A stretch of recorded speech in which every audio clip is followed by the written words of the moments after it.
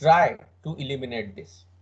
But in case if the organism passes this barrier, then it will enter into the host. As soon as it enters into the host, the defense mechanism will recognize it as foreign, and the second line of defense will come in picture. What is the second line of defense? It is also non-specific.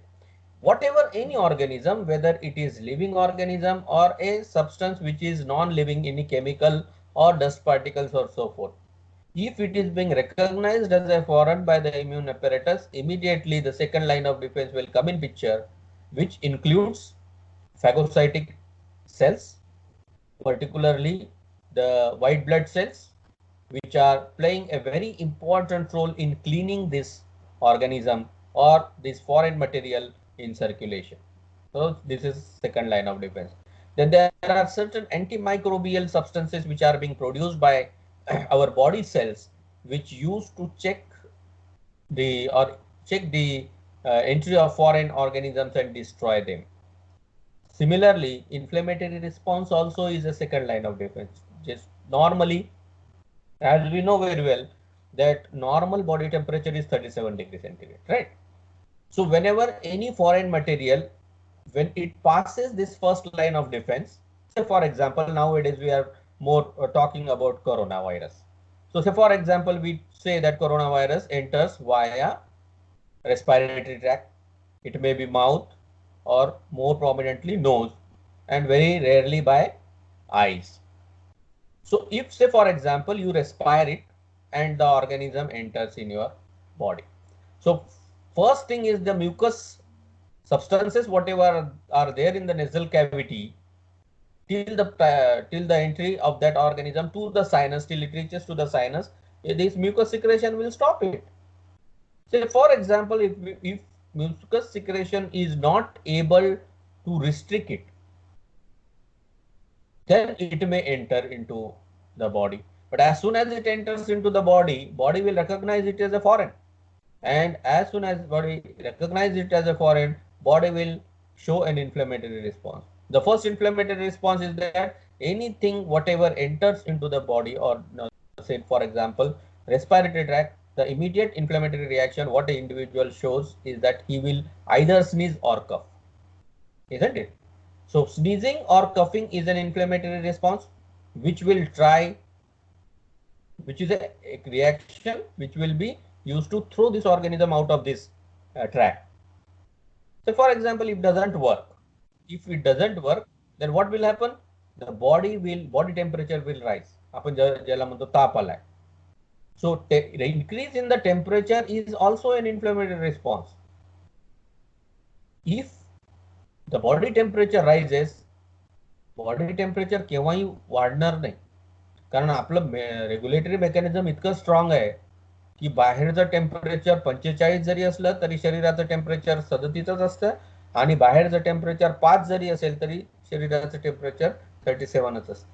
तर एवढंच strong regulatory mechanism असताना सुद्धा जर body temperature वाढत असेल, that is a clear cut indication that it is an inflammatory reaction indicating that some foreign antigen has entered in your body, and body has increased its temperature to create an environmental condition unfavorable for that particular organism, right? So because pathogenic organism also prefer to grow at 37, our body maintains 37, but when such type of inflammatory reactions are there, body will raise its temperature and try to create an environmental condition unfavorable for the antigenic material to establish.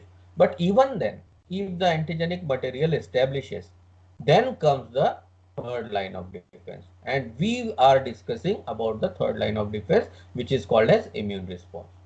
If the organism is potent pathogen, it will not be checked by this second line of defense. Then the antigen after passing this barrier will induce the immune system for production of antibodies.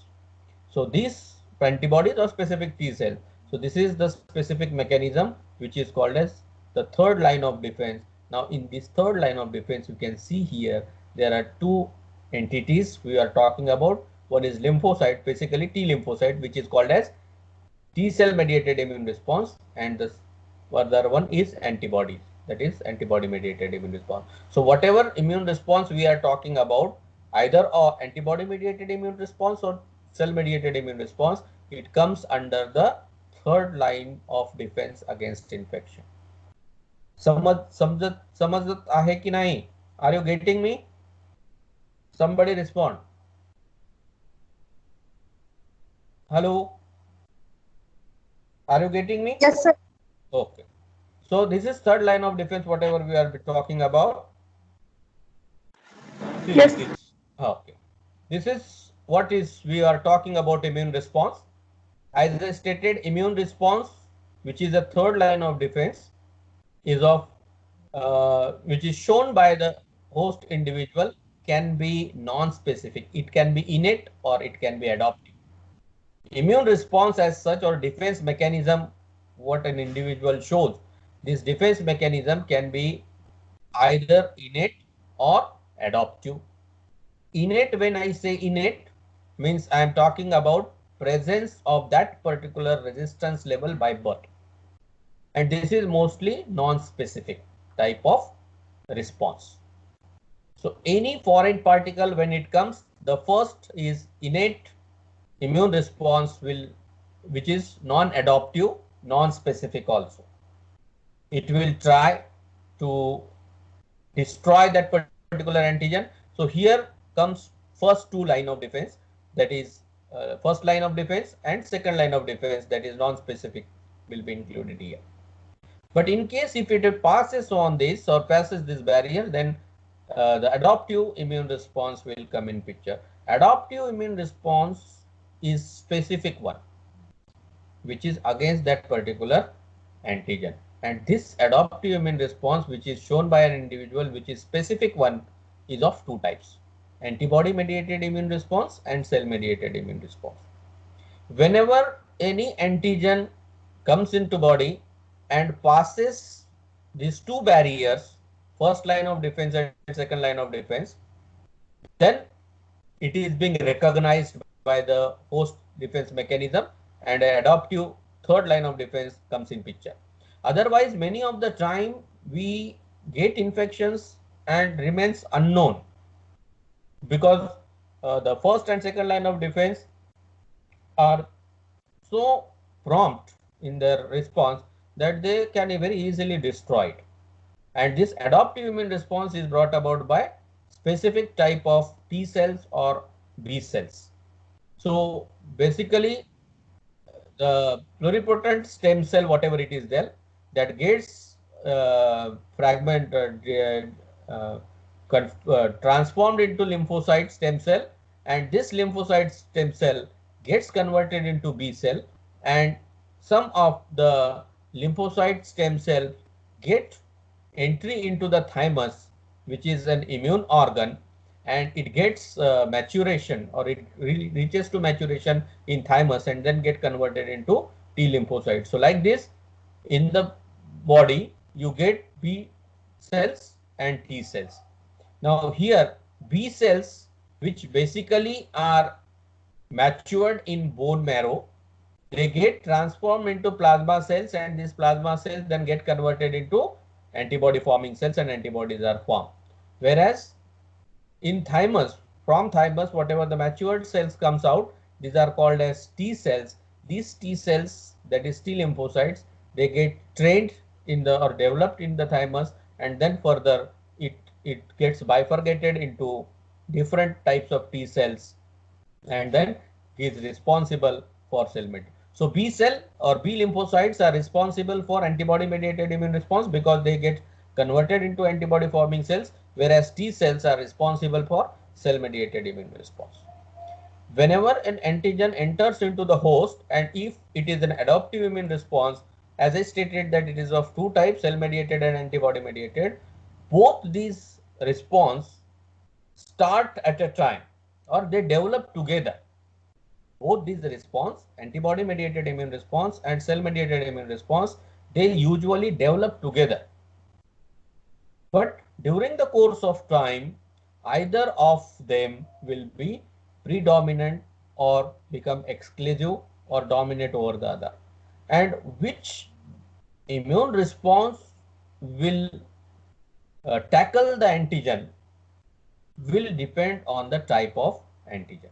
So for example, if the antigen is extracellular, it is in circulation out of the cell, then it is mostly taken care of by antibody mediated immune response. So most of the bacterial infections, not all, most of the bacterial infections are cleared by forming specific antibodies, and these antibodies remains in circulation and destroy the antigenic material. So it is taken care of by anti. So if you are suffering from a bacterial infection which is not causing intracellular damage, which is extracellular in nature, then this pathogen will be taken care of by antibodies, formation of antibodies, and that response will be called as antibody mediated immune response. In case of viral infections or certain fungal infections or some bacterial infections also, which causes damage to the cell, which are intracellular parasites.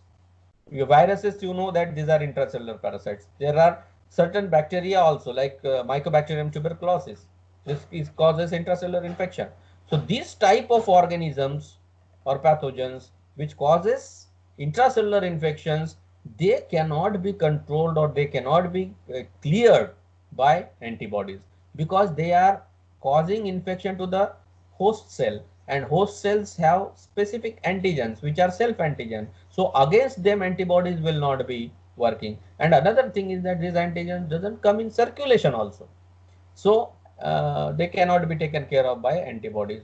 So you need a specific type of immune response here, which is called as cell mediated immune response or cellular immune response. Got it? इथपर्यंत कळालं? Somebody respond me whether you are listening to me or not. Yes, sir. Okay. So till now it is clear? Is it clear to all of you who are there in the class?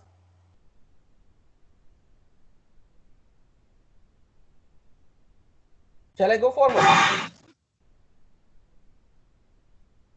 Yes, sir. Okay. So coming to the first one, that is antibody mediated immune response, which is also called as humoral immune response.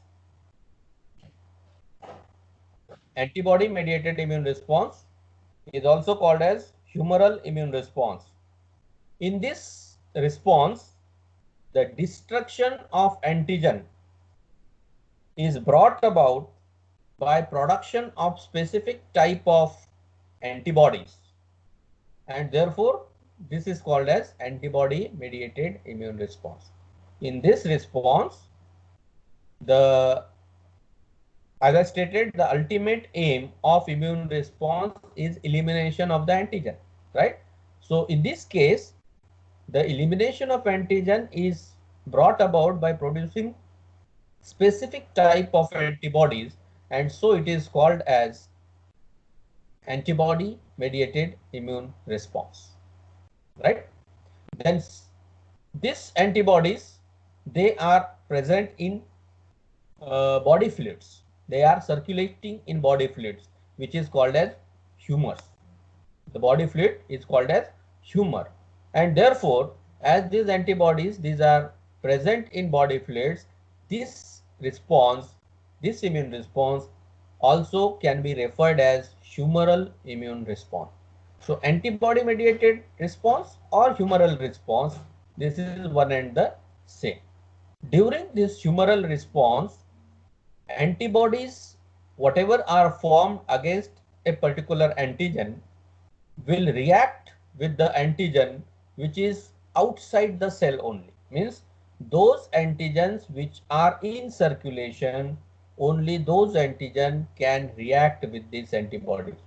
Also, I have earlier also told you that basically when you talk about interaction of or formation of antibodies or interaction of antibodies with the antigen, only terminal epitopes or terminal antigens take part in this reaction. Here also, those organisms or those antigens which are in circulation only they will be reacting or responding to these antibodies which are in free circulation. They cannot kill the pathogens which are intracellular. Mind well.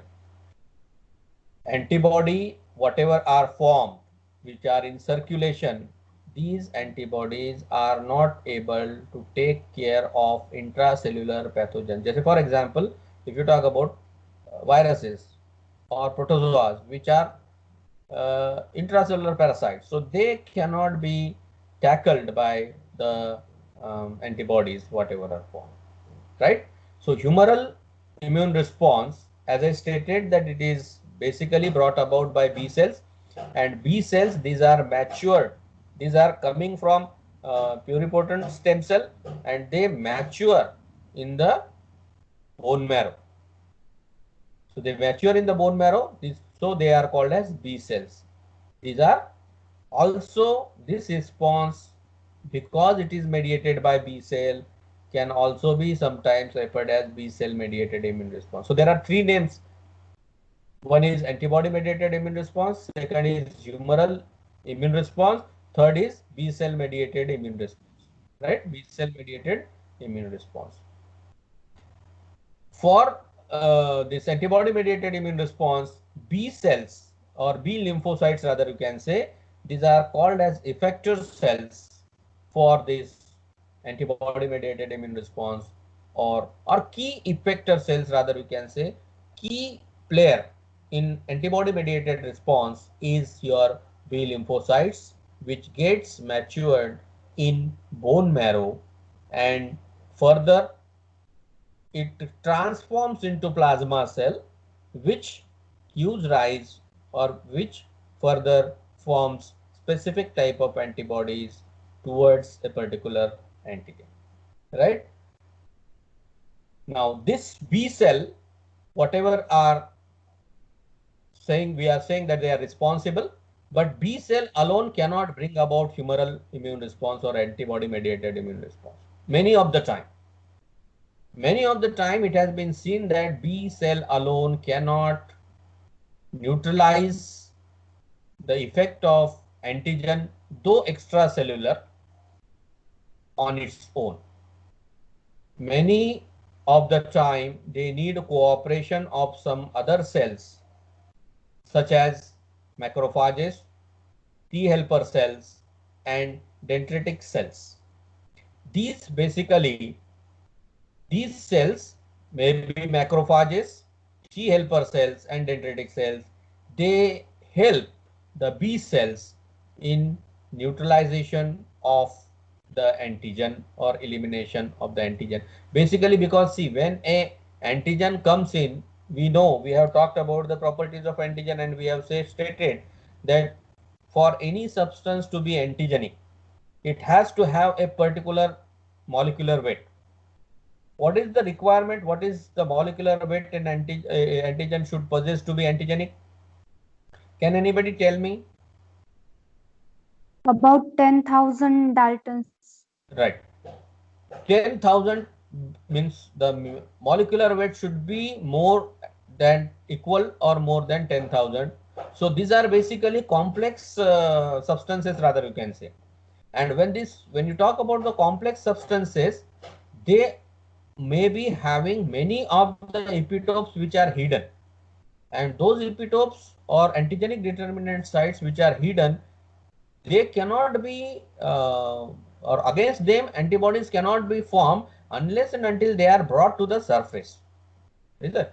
So the help of these macrophages, T helper cells, or dendritic cells is in fragmentation. Say for example, if you take a macrophage is also a phagocytic cell.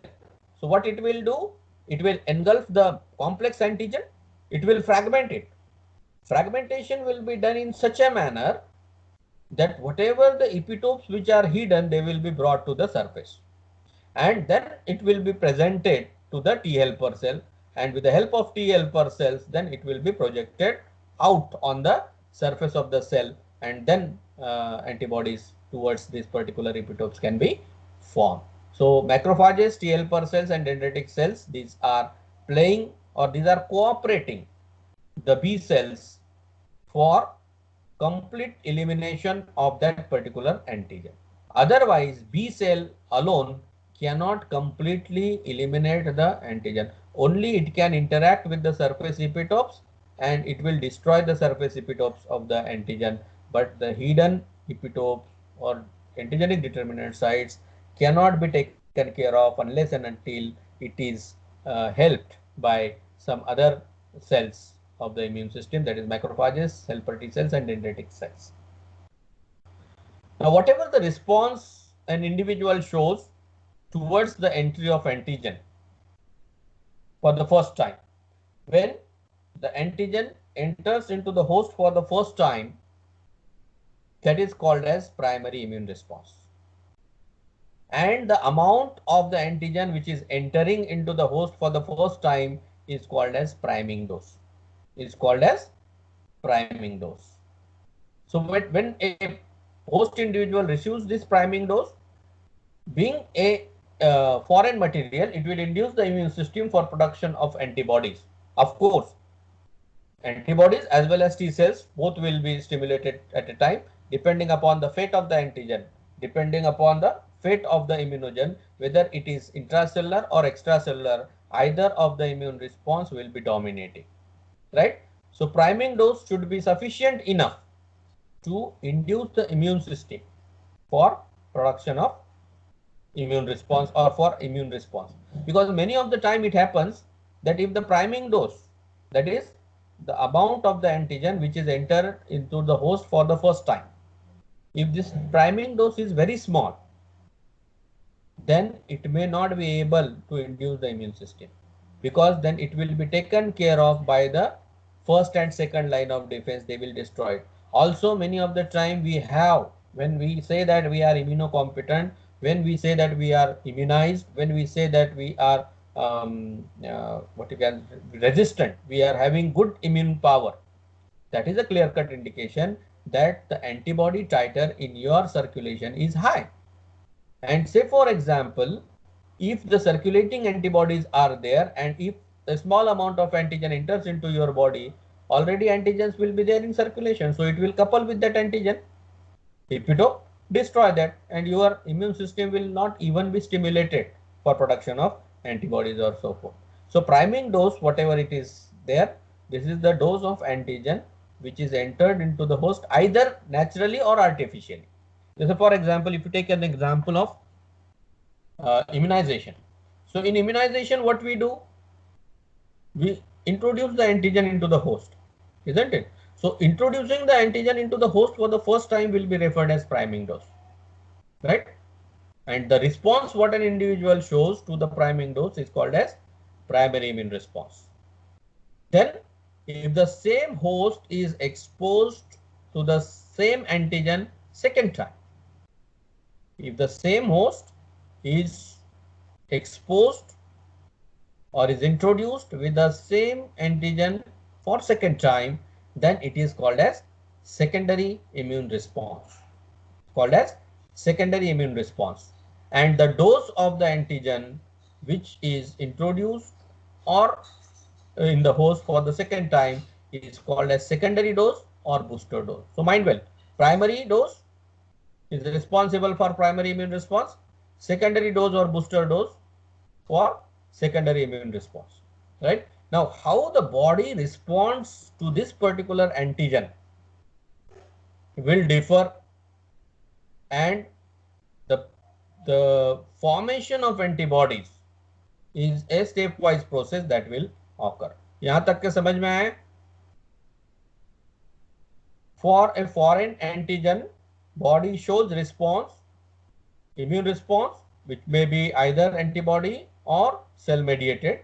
In case of cell mediated immune response, when an antigen enters for the first time in the host, it is called as priming dose of the antigen. That will, if it is able to induce the immune system for production of antibodies, the response will be referred as primary immune response. And if the same antigen is introduced in the same host for the second time, then it is called as secondary dose or booster dose, and the response shown is called as secondary immune response. Getting me? And here when a antigen is introduced for the second time in the host, the immune response is more perfect, and that criteria is basically used in immunization. Because see, in immunization you give 1, 2, 3, 4 doses, one after another after a particular period of time, which will increase the resistance level by forming the antibodies in circulation, right? Now let us see what actually happens during this. Now this is the chart, you can see, or a graph which will explain the primary and secondary immune response. So for example, if this is the first exposure to the antigen, if the individual is exposed for the first time to the antigen here, right? This is the point. Now on x-axis we are taking time or days, and on y-axis we are talking about titer of the antibodies in circulation. See, when we say that the person is resistant, the resistance level of any individual is dependent on the antibody titer. Free circulating antibodies, what is the concentration or titer of the free circulating antibodies? Depending upon that, the resistance level of an individual is calculated, right?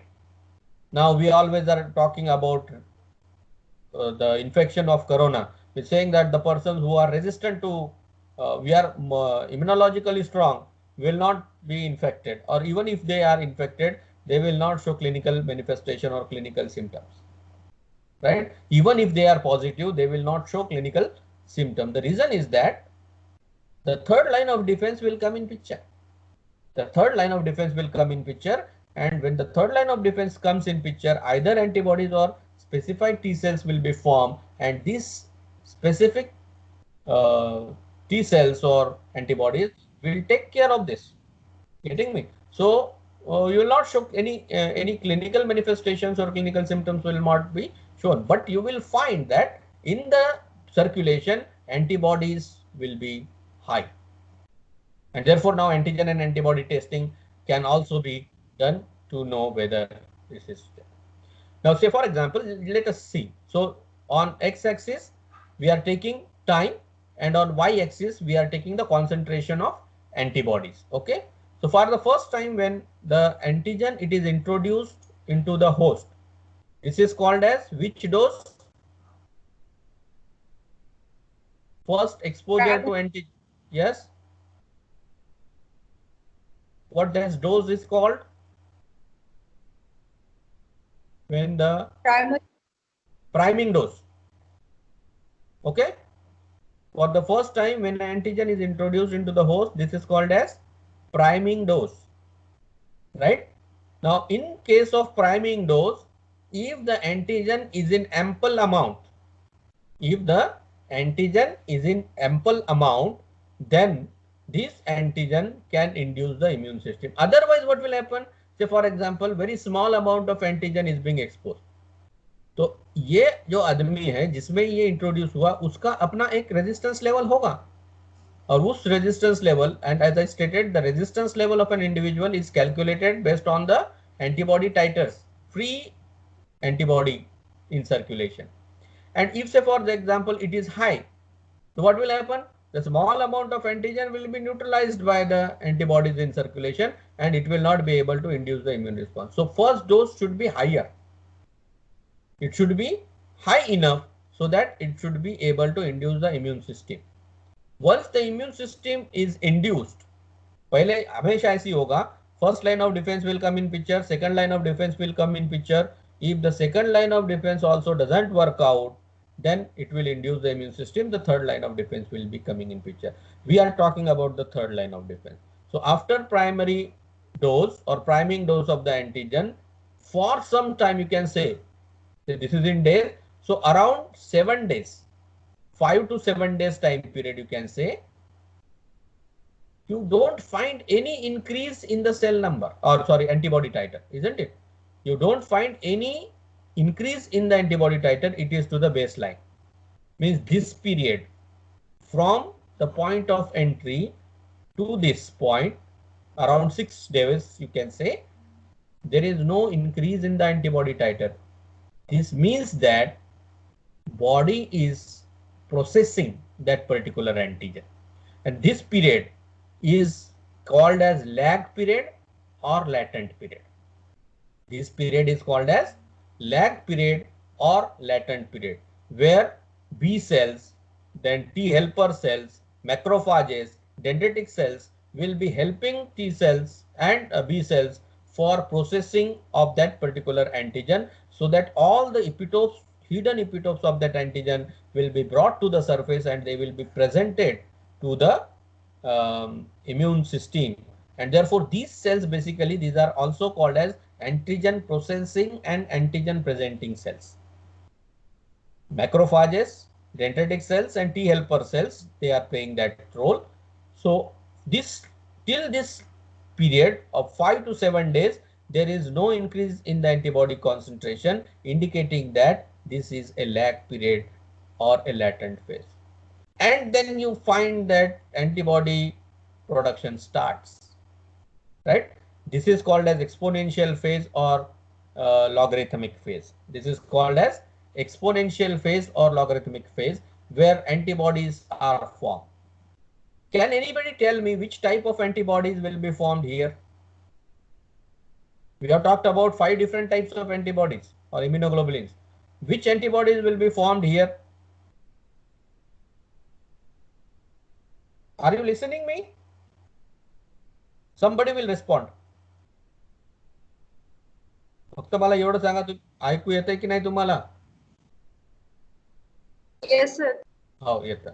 तर माझा प्रश्न कळाला का?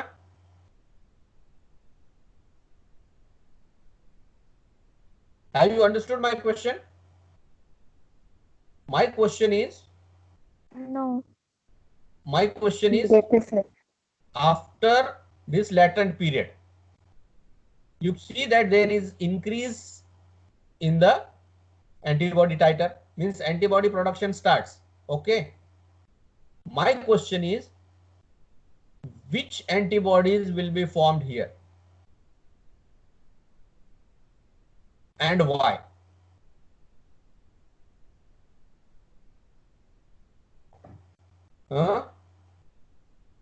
No? Okay. See, means you have not brushed up yourself. I am doubtful whether you have gone through the literature material, whatever been provided to you. If you remember, while talking about immunoglobulins, types of immunoglobulins, I have told that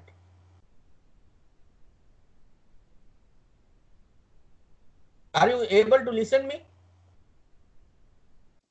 Yes, sir. sir. Yes, Okay. sir. ऐकू येत आहे ना सर्वांना? हो sir. हो. तर we have in the last period talked about that when we discussed the type of immunoglobulin, we have stated that immunoglobulin M is the first antibody formed against any infection. सांगितलं होतं की नाही? Immunoglobulin M is the first antibody formed against any infection. So here also, when the first time an antigen is introduced and the body starts secreting antibodies, here the antibody molecule, whatever it will form, will be immunoglobulin M. लक्षात ठेवा, primary immune response, and this response we are talking about primary immune response because it is with the priming dose. Okay. Yes, sir. Okay. So this will be immunoglobulin M, right? So when slowly it will synthesize the antibody and it will reach to this stage, which is referred as maximum stationary phase in or plateau.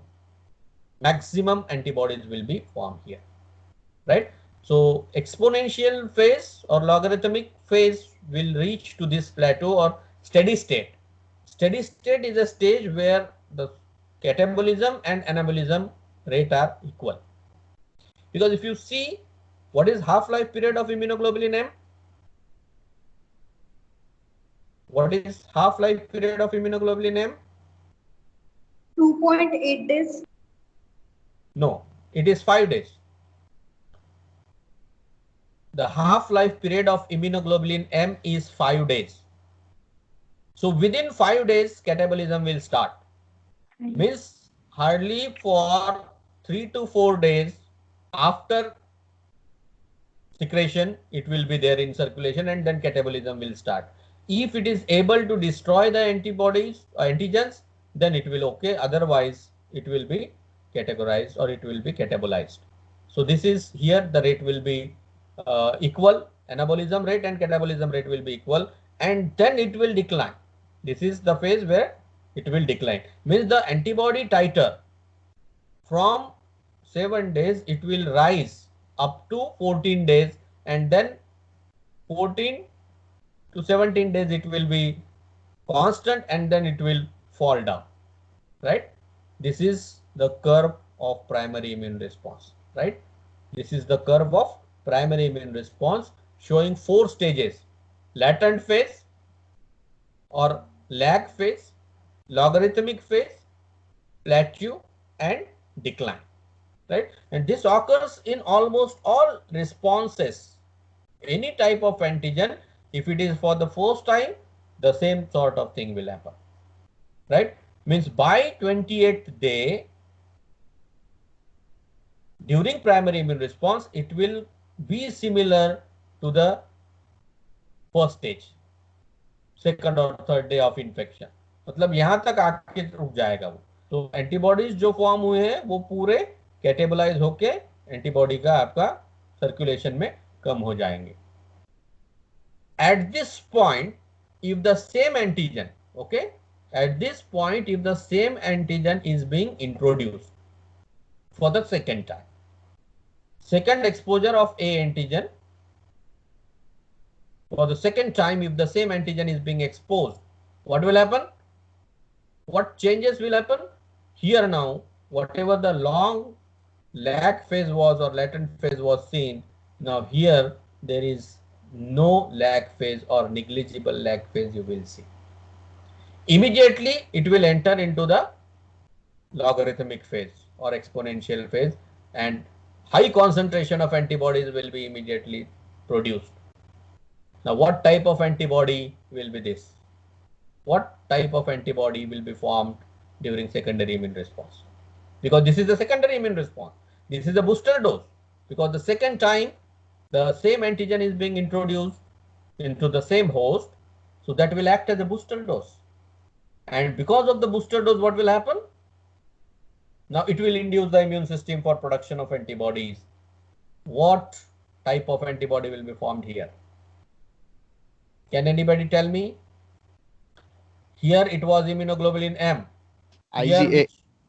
Yes? IgA. No.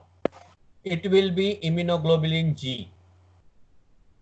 Because the second immunoglobulin molecule which is formed in line after immunoglobulin M is immunoglobulin G. And it will, what is the half-life period of immunoglobulin G?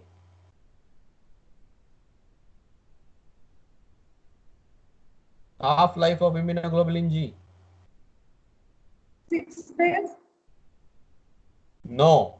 20, It is 23 23 days. 23 days. It is 23 days. It indicates that you people are not reading anything. Yeah, na? After taking lecture, it is expected that when, say for example, today we are discussing. So it is expected that after this discussion, you are provided with the material. You should at least read once. Isn't it? If you are reading it, then the things will be cleared, otherwise not. So in primary immune response, the major type of antibody formed is immunoglobulin M. It is having half-life period of 5 days, so immediately it will be destroyed. And then when the second time the same antigen is being exposed, you will see that the antibody titer reaches high. You can see at the first primary response, the antibody titer was this much, but in the secondary immune response, the titer is this much. Means the antibodies in circulation are more. Not only more, they are for the longer period of time. They are for the longer period of time because it is immunoglobulin G type having a half-life period of 23 days. And therefore, based on detection of antibodies, you can come to know whether the infection is recent or it is an old infection. If you are able to detect the presence of immunoglobulin M in the serum of a person, you can say that it is a recent infection. If it is immunoglobulin G type of antibodies, then you can say that it is not a recent infection, it is an old infection which has been taken over by immunoglobulin G. From immunoglobulin M, there is shifting to immunoglobulin G in secondary immune response. Right? Also, it is having high concentration and it slowly declines. It slowly declines. Again, it doesn't come to the baseline. जैसे यहाँ primary immune response baseline पे आ जाता है, secondary immune response baseline पे नहीं आता. Because what happens now, during primary immune response, as I stated that antibody mediated immune response may B cells are involved. So B cells get converted into antibody forming cells. So during primary immune response, what happens? Around 80% of the B cells get transformed into memory cells and only 20% gets converted into antibody forming cells. So 80-20 proportion is there, and therefore you find that less amount of antibodies are there. Whereas maximum of the cells, they get converted into memory cells, and these memory cells can remain in circulation for a longer period of time because these are B cells, sensitized B cells rather you can say, having the memory of the epitopes. And therefore, when second time the same antigen it is introduced, already memory cells are there. Around 80% memory cells which are formed there are there. So now it will not take time for studying the antigen and epitope and all these things. Everything is known to it. Immediately it will start production of antibodies. This time the antibodies form will be immunoglobulin G, which is more robust type of immunoglobulin molecule, very specific and having more affinity and avidity towards the antigen and this form in the secondary. At the same time, if you talk about the exposure to the second antigen, say for example here, first exposure to antigen B. So it has been shown by red. So again, this will be a primary response like this. At this point, when the same antigen is introduced, if a other antigen is also introduced, which is not similar to that of the first one, which is a B antigen. So that B antigen, because it is being exposed for the first time or introduced for the first time, it will also behave like a priming dose and it will show the same sort of protocol. That is, there is a long latent period, then exponential phase, plateau phase, and then declining phase. But here you will not see. Negligible latent phase will be there, maximum exponential phase, short plateau, and then slowly it will decline. But again, decline doesn't come to the baseline. So this principle basically is involved, is used in immunization. जैसे पोलियोजा dose for example या DPT का, तो पहला dose दिया यहाँ तो antibodies बढ़ना चालू हो गए, एम बनेगा, 80% मेमोरी सेल्स बन जाएंगे, 20% एंटीबॉडी फॉर्मिंग सेल्स बनेंगे, then they will come to this. अब एंटीबॉडी फॉर्मिंग सेल्स जो एंटीबॉडी बनाए हैं वो एंटीबॉडी कैटेबलाइज हो जाएगा, लेकिन जो मेमोरी सेल्स है वो पूरे मेमोरी के साथ सर्कुलेशन में रहते हैं, सालों तक रहते हैं. और जब एक महीने के बाद दूसरा डोज दिया जाता है, जिसको आप सेकंड डोज या बूस्टर डोज कहेंगे, तो ये बूस्टर डोज आपकी इम्यूनिटी को बूस्ट करता है और वो इस फेज पे ले जाता है.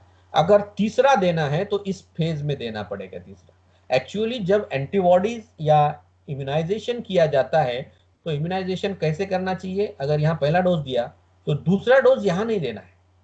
दूसरा डोज कहाँ देना चाहिए? यहाँ देना चाहिए.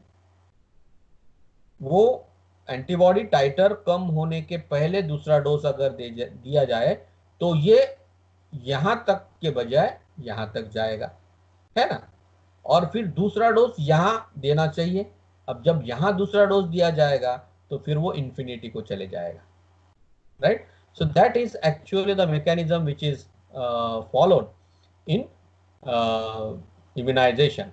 So humoral response results in production of antibodies in the blood plasma, and the antibody titer when it is plotted against the time, you get a typical curve showing 4 different phases: latent phase, exponential phase, steady state phase, and declining phase. Right? In case of secondary immune response, the there is negligible, you can say, latent phase. Exponential phase is more, and you will find that it then shows a plateau and then declines.